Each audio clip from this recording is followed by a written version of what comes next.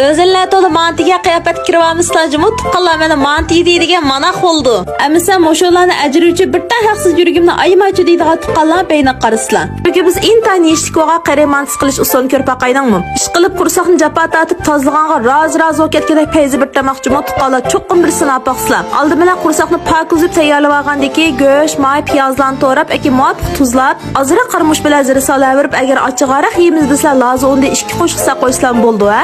Andi buningga biza suv yudirib qo'ysak ma go'shim yumshoqroq amda pishidi uchun. Do'yinda qarsam ancha suv qatmaydi-ku tuqqanlar, ammo cho'qim menga ishansizlar. Ammo qursaqni bir necha kichik parcha qilib olmizmi muvofiq qilsak bo'ldi. Am hammani o'xshash qilib ketgili bo'lmaydi, bir cho'ng bir kichik bo'lsin mayli. Am ichiga qiymalimiz qiymasiga yanyo, savza, sho'g'il lazım qatib qism shundoq katta bo'ldi-jimi kelar qatmadi mashna qilarmiz nasib bo'lsa. Andi og'zini chang yumib changaroq tanib bo'lamdi, ya mana yot qatatidigan yeb bo'lsa 2 qatlab chaysakmi bo'ldi-jimi? Qursaqni ichi silib qo'yganki biza tayildi bu-chu, shunga cho'qim bir adam qarish bermasa bechora ayollar qimga bey mushkul juma artuqqanlar yeganda hammani kattisini yug'inni yedigandiki qilgandan biza kuch chiqarib qo'yamiz juma.